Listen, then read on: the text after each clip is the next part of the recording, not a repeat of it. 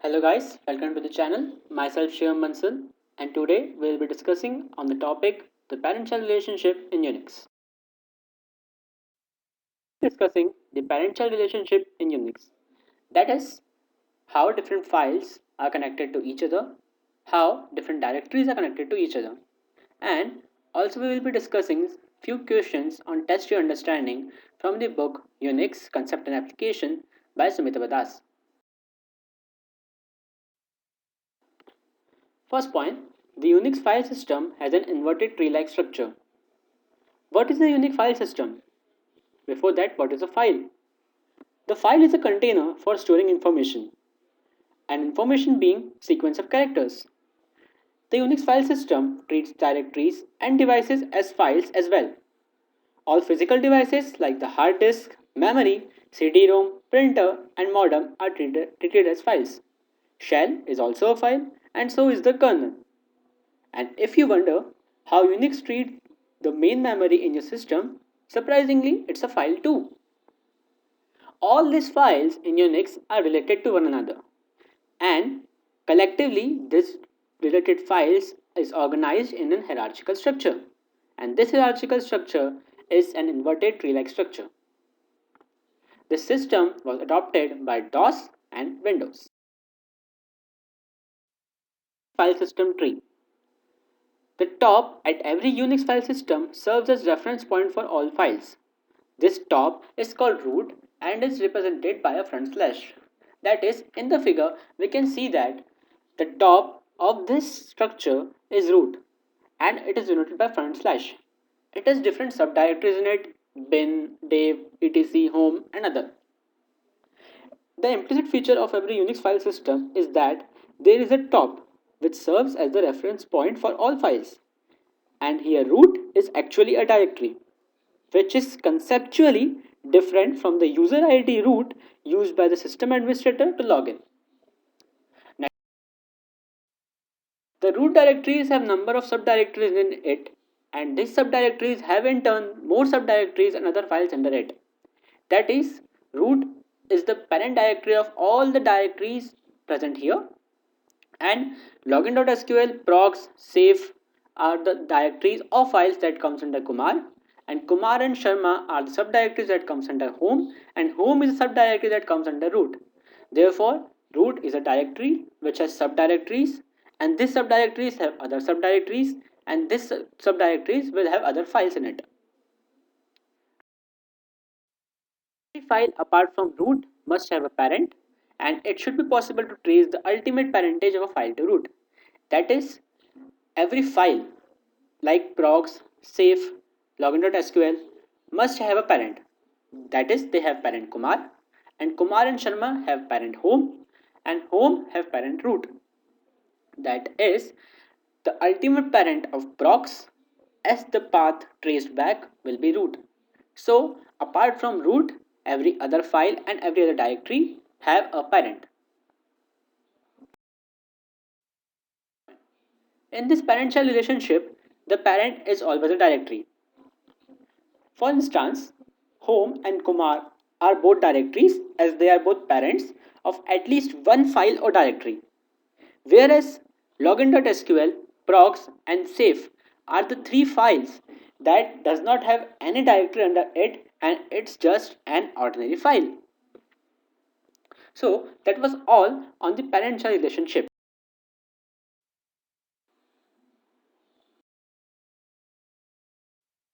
To our next content, test your understanding questionnaire from Sumit Bada's book. 1. How will you double space a file? Any guesses? No? So, we'll be doing it by using the command pr with option T, option D, and for instance, we take the file name as foo. So, what pr command does is that it prepares a file for printing by adding suitable headers, footers, and formatted text. The option T will suppress header and footers, and the option D which will input double spaces and will reduce clutter. So the pr-t-d foo command will add double space to a file. Now, how will you produce a list of all files in the current directory without headers but in three columns? For it, we will be using ls command with the pipe symbol, with pr command, option T and option and 3. What it does that ls command will list all the files that we are working in the current directory. Pipe will act as a filter. PR will too act as a filter, as it can obtain its input from the standard output of another program. And dash T will suppress the headers and footers. And since it does not require headers and we require three columns, therefore ls pipe symbol pr dash t dash 3 will produce a list of all the files in the current directory without headers, but it will be in three columns. Okay, so we will be moving to our next question. Head with multiple file names. Before answering this question, I must add that what head actually does. The head command, as the name implies, displays the top of the file. And when used without an option, it displays the first 10 lines of the file. So, what will it do? It will simply pick up 10 lines from each file, but the difference with being it will precede each 10 line group with a header that will show the file name from which those lines were taken. So, moving on to the next question. Command cut dash d colon dash c1 dash f2 foo work. Let me add here, cut command will slit the file vertically. Dash d option will be acting as a field delimiter. Dash c command will cut the columns. Dash f command will cut the fields. And for instance, we have taken the file name as foo. So, what do you think? Will this command work? So let us see the answer. No, we cannot use both the options dash C and dash F simultaneously in one command. Therefore, this command will not work. Next question. How do you display the PS output without the header lines? When we simply run our PS command, it shows or displays the processes ongoing in a Unix system with some headers.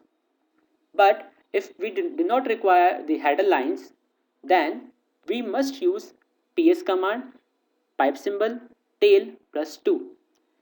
Now ps command will show all the processes ongoing.